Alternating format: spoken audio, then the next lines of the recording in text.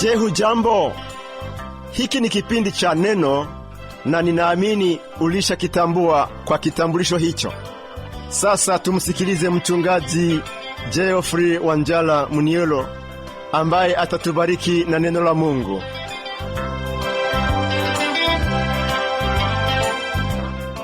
Uamuzi wako wa kuungana nasi kwenye kipindi hiki cha Neno ni wa busara kwa upande wako. Hili nasema kwa msingi kwamba kuna baraka tele alizokuandalia Mungu kutokana na mafundisho ya neno lake, ukiletwa na mchungaji Geoffrey Wanjala Munielo. Mafundisho hayo yatoka kwenye kitabu cha Warumi sura ya 7 aya ya 7 hadi ya 25.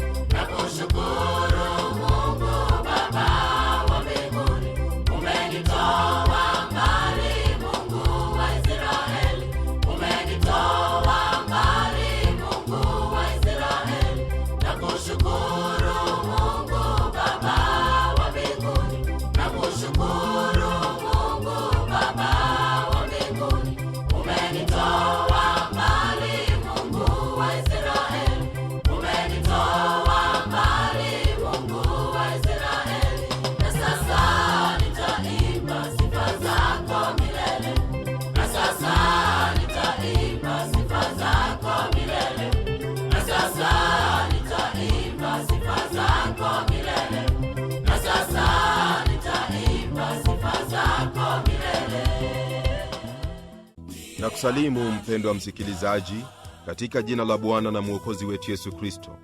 Karibu kwenye ukumbi wa neno la Mungu ambalo ni taa na nuru ya maisha yetu.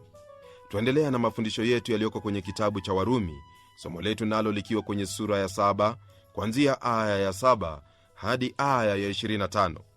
Jambo kuu katika maisha ya mtoto wa Mungu ni kujibu swali hili: je, nampenda Kristo? Ikiwa jibu lako ni ndiyo, basi ni lazima iwe wamtii Kristo, na kwa utii huo ndipo uhai wako hugeuka na kuwa wa Kristo, naye hujidhihirisha kwa jinsi hiyo. Wengi hufikiri kuwa waweza kuishi maisha ya Kikristo kwa kufuata sheria au torati.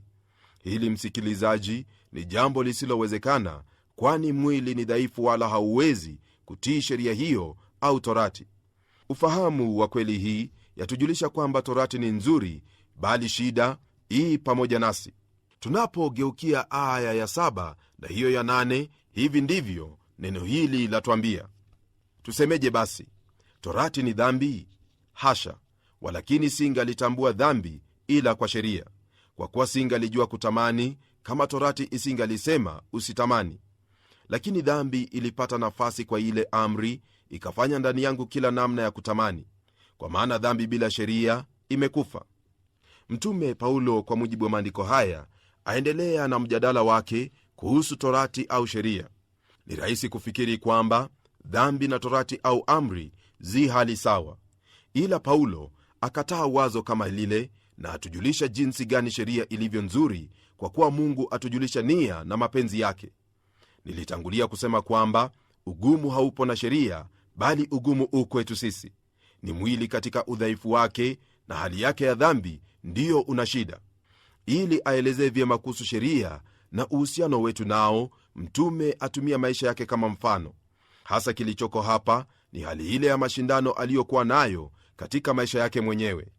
Alijaribu kuishi kwa Mungu kwa nguvu ya asili mpya aliyopokea, lakini haikuwezekana. Sheria ilimjuvisha Paulo ubaya wa dhambi. Sheria au torati ni chombo kilichomwonyesha Paulo jinsi alivyokuwa mwovu katika moyo wake.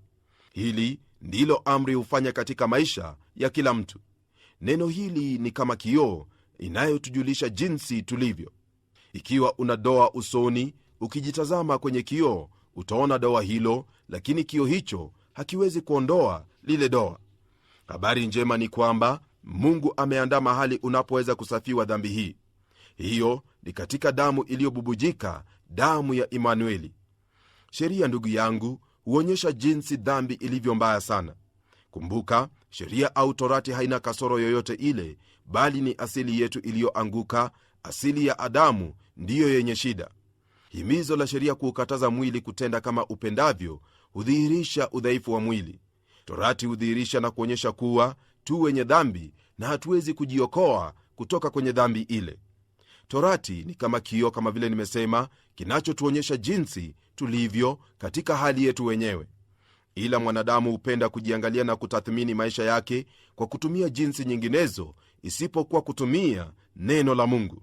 Mwanadamu hapendi kulitazama neno la Bwana, maana hujiona jinsi alivyo mwenyewe, yani yu mwenye dhambi, mtu aliyepotea.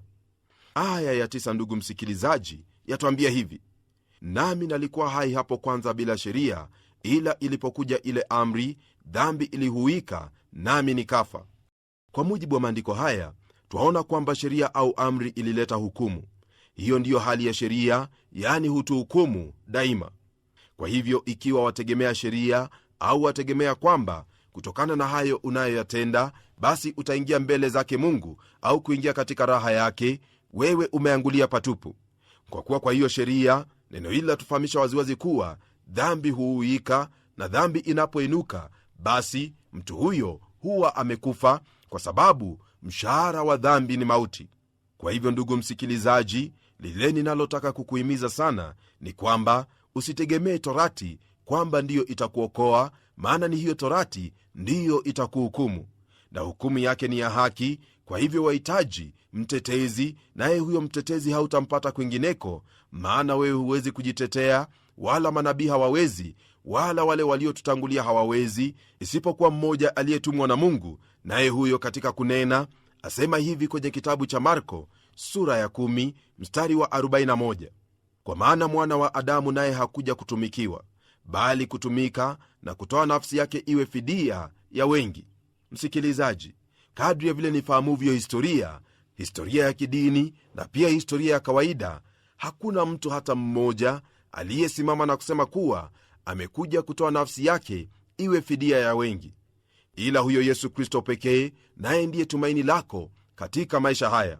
Iwapo utamwendea Yesu Kristo na kumwamini, basi nafsi yake iliyotolewa kwa ajili yako, kwa ajili ya dhambi yako, itakuwa fidia yako, yani itakuwa kwamba alichukua nafasi yako na kupokea hukumu ya Mungu kwa niaba yako. Hivyo unapomwamini, hukumu ambayo ilikuwa yako haitakuwa juu yako tena, kwa kuwa hukumu hiyo tayari ilikuwa juu ya Yesu Kristo. Wewe utahesabiwa haki na utaingia katika raha yake Mwenyezi Mungu, kwa sababu huo ndiyo mpango wake Mungu. Je, utafanya nini kwa habari hiyo? Naamini kwamba utafanya uamuzi wa busara, nao ni kumgeukia Yesu Kristo na kumwamini sawa na maandiko yatuambiavyo. Tunapogeukia aya ya 10, hivi ndivyo neno la Mungu laendelea kutuambia: nikaona ile amri iletayo uzima ya kuwa kwangu mimi ilileta mauti. Rafiki, hii ndiyo hatima ya kila mmoja anayechagua kuishi au kufuata sheria. Amri haimwongozi awaye yote uzimani. Ni kweli kwamba kwenye kitabu cha Kumbukumbu la Torati sura ya 8 aya ya 1 Mungu alisema kwamba fanya hili nawe utaishi, lakini utendaji wa amri hii ndiyo ngumu. Kasoro haipo na amri ile, bali ii katika huyo anayefikiri kwamba itamletea uzima na nguvu. Haikufanya lolote kama hilo. Kile ambacho amri ilifanya ni kudhihirisha udhaifu na hali ya mwanadamu iliyo halisi, ambayo ni ya dhambi. Iwapo amri ingelikuwepo ya kuwaletea wanadamu uzima, basi angeliitoa, lakini haikuwepo. Soma sura ya 3 aya ya 21 kwenye kitabu cha Wagalatia ili uelewe hili ni kwambialo. Fahamu kwamba uzima na maisha ya Kikristo haiji kwa amri au sheria. Mfano, msikilizaji, ni gari. Ingawaji gari ni chombo kizuri, mtu asiyejua kuiendesha hufanya chombo hicho kuwa hatari akijaribu kuendesha.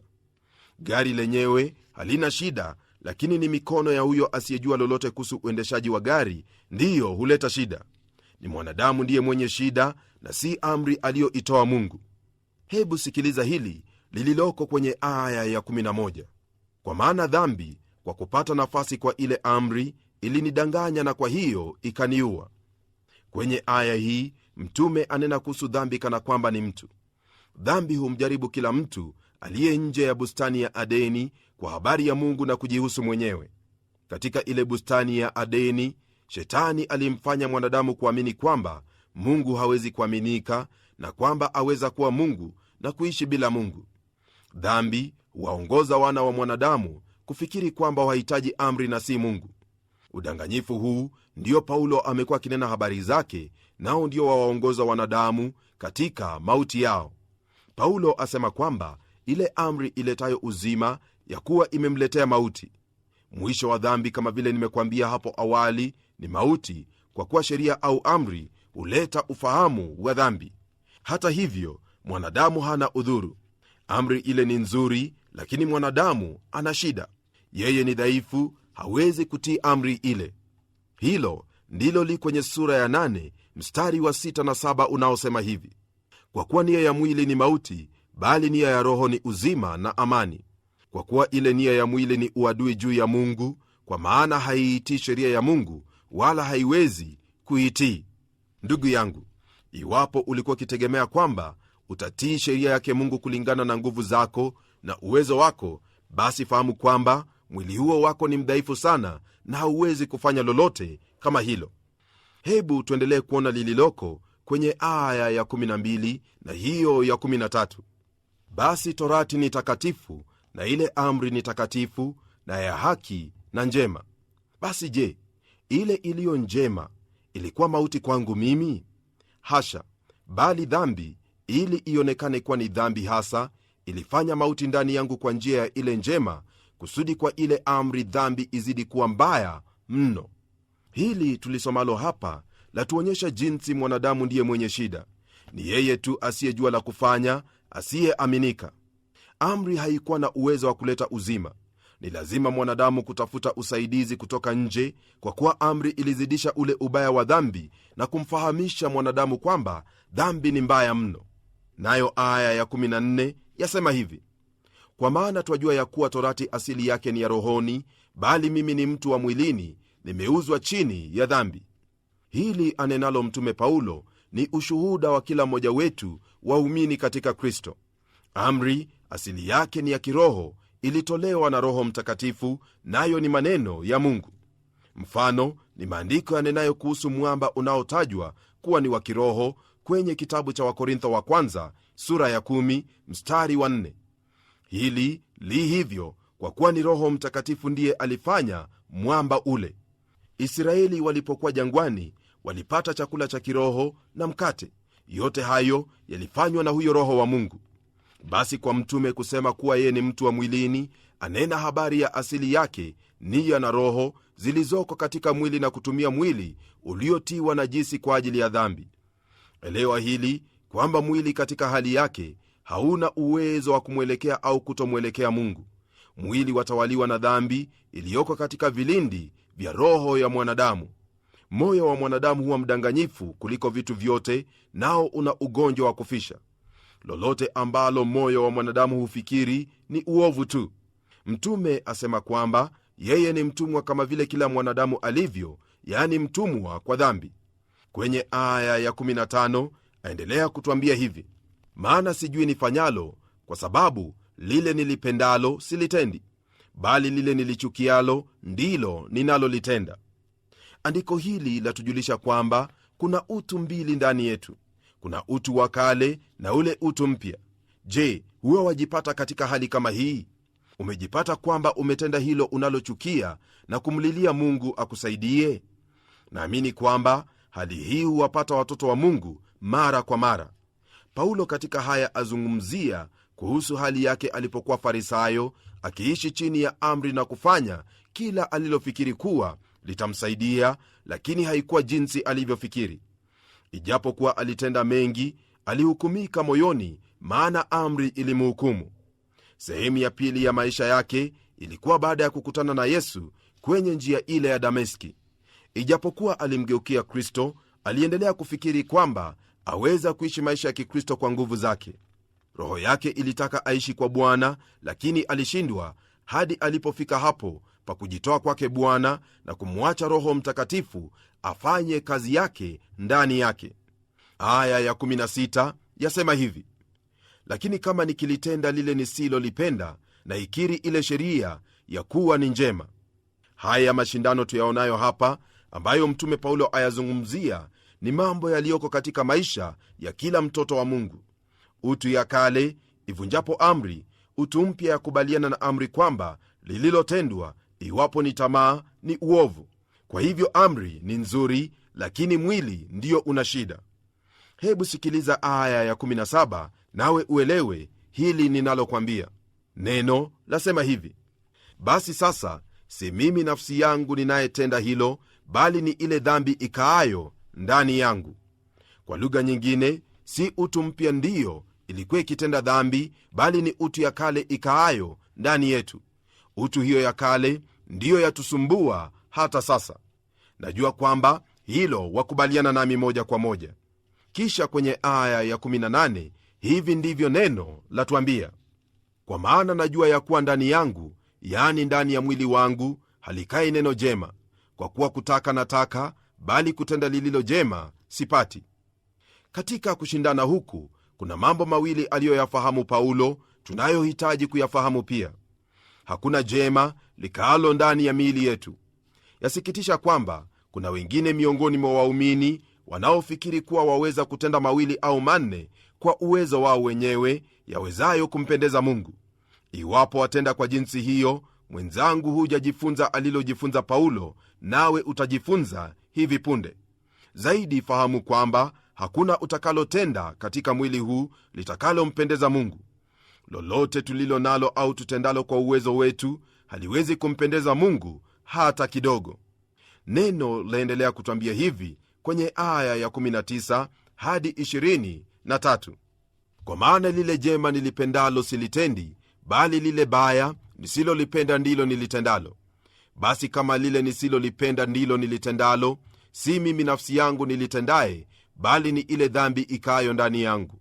Basi nimeona sheria hii, ya kuwa kwangu mimi nitakaye kutenda lililo jema, lipo lililo baya. Kwa maana naifurahia sheria ya Mungu kwa utu wa ndani, lakini katika viungo vyangu naona sheria iliyo mbali, inapiga vita na ile sheria ya akili zangu, dhambi iliyo katika viungo vyangu. Hili ambalo mtume Paulo anena hapa, ninaamini kwamba unao ujuzi wayo. Ni utu hiyo ya kale ndiyo yatutaabisha sana na kutupa shida nyingi. Ndiposa unapotaka kumtumikia Mungu kwa roho, watambua kwamba kuna upingamizi kutoka kwa utu wa kale. Huenda ni wazo ovu au lolote kama hilo.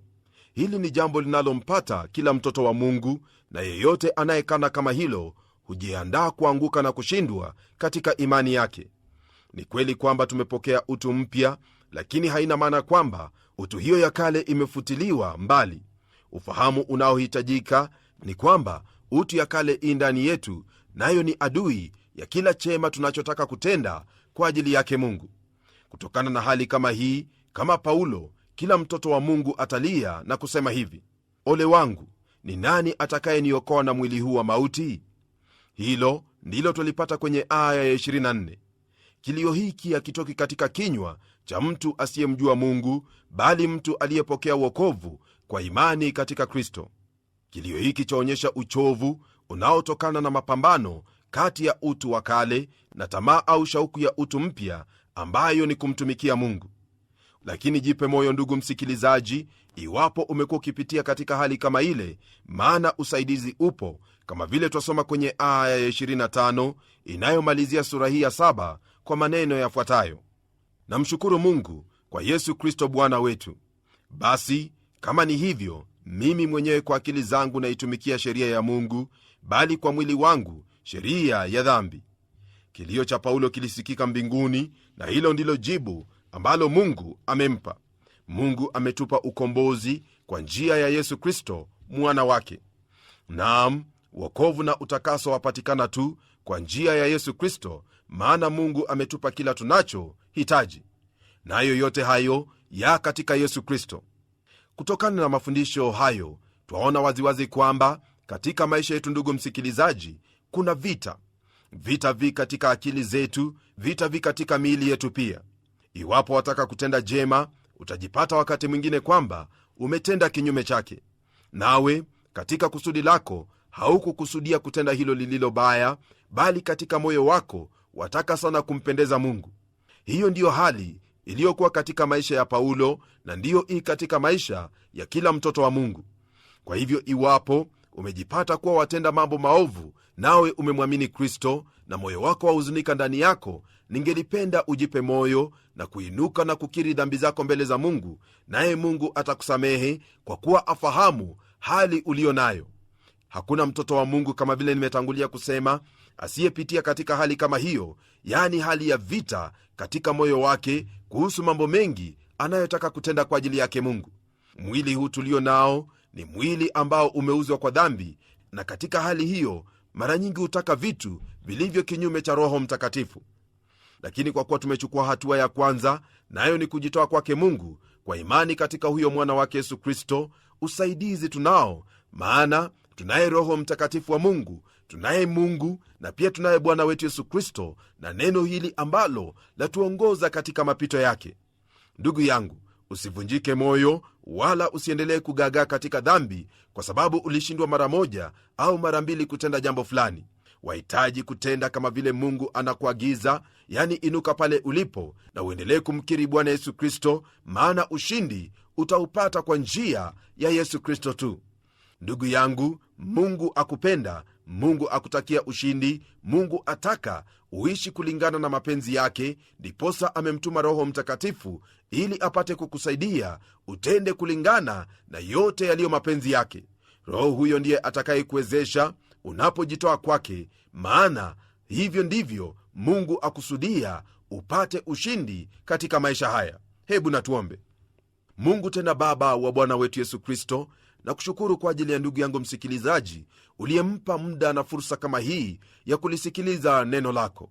Najua kwamba kuna mengi aliyoyapitia, mengi ya kutatanisha, mengi ya kujiuliza, ni kwa nini nimeokoka na hali nina magumu katika maisha yangu. Bwana, wewe uliyetuokoa watufahamu vyema, ndiposa ulimruhusu mtumishi wako Mtume Paulo kuandika haya aliyoyaandika, ili tupate kujua kwamba haya ni mambo yampatayo mtoto wa Mungu siku baada ya nyingine, na hivyo kutuelewesha ya kuwa twahitaji kujitoa kwako daima, ili tupate kushinda hayo ya kimwili, hayo yanayotuelekeza katika maovu. Jina lako libarikiwe, jina lako litukuzwe, kwa kuwa najua kwamba ndugu yangu msikilizaji anapojitoa kwako, anapoendelea kulisoma neno lako na kutii hayo yaliyomo, Mungu utamtendea makuu, utampa ushindi na kumwelekeza katika maisha yake kama vile ilivyo kusudi lako. Haya najua kuwa yatatendeka, kwa kuwa nimeyaomba katika jina la Yesu Kristo aliye Bwana na Mwokozi wetu. Amen. Nilipokuwa nikiomba, ndugu msikilizaji, Mungu amenikumbusha andiko moja ambalo najua kuwa litakuwa la baraka katika maisha yako. Andiko hilo ni hili tulipatalo kwenye kitabu cha Waefeso sura ya 6 mstari huo wa 10 hadi 17, unaosema hivi: hatimaye mzidi kuwa hodari katika Bwana na katika uweza wa nguvu zake. Vaeni silaha zote za Mungu, mpate kuweza kuzipinga hila za Shetani. Kwa maana kushindana kwetu si juu ya damu na nyama, bali ni juu ya falme na mamlaka, juu ya wakuu wa giza hili, juu ya majeshi ya pepo wabaya katika ulimwengu wa roho. Kwa sababu hiyo, twaeni silaha zote za Mungu, mpate kuweza kushindana siku ya uovu, na mkiisha kuyatimiza yote, kusimama. Basi simameni, hali mmejifunga kweli viunoni, na kuvaa dirii ya haki kifuani, na kufungiwa miguu utayari tupatao kwa injili ya amani. Zaidi ya yote mkiitwaa ngao ya imani, ambayo kwa hiyo mtaweza kuizima mishale yote yenye moto ya yule mwovu. Tena ipokeeni chapeo ya wokovu na upanga wa Roho, ambao ni neno la Mungu. Maandiko hayo niliyoyasoma, msikilizaji, pamoja na maandiko mengine, ni maandiko unayostahili kuyatafakari na kuyazingatia sana, maana katika hayo ndipo utaongozwa na kupata ushindi unaostahili kuupata maishani mwako. Na kutakia neema na baraka zake Mwenyezi Mungu hadi tutakapokutana tena kwenye kipindi kijacho. Mimi ni mchungaji wako Geoffrey Wanjala Munialo, na neno litaendelea.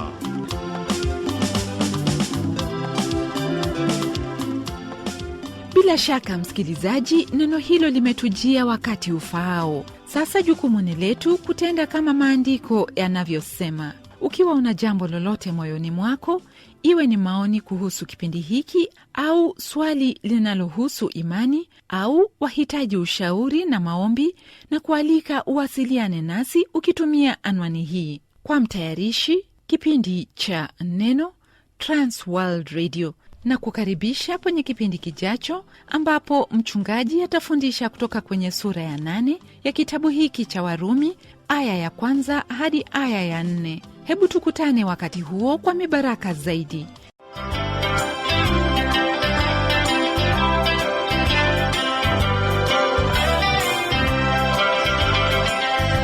Ndiyo msikilizaji wangu, neno ni lazima liendelee. Kwa hivyo, hebu tuandikie utueleze jinsi hili neno la Bwana linakubariki. Anwani yetu ndiyo hii: Transworld Radio Burundi, Rohero, barabara la Jierer namba 27, Bujumbura, Burundi. WhatsApp, SMS na kupiga simu ni kwenye namba 71 650 650. Email twrburundi@gmail.com. YouTube, Facebook na Twitter TWR Burundi.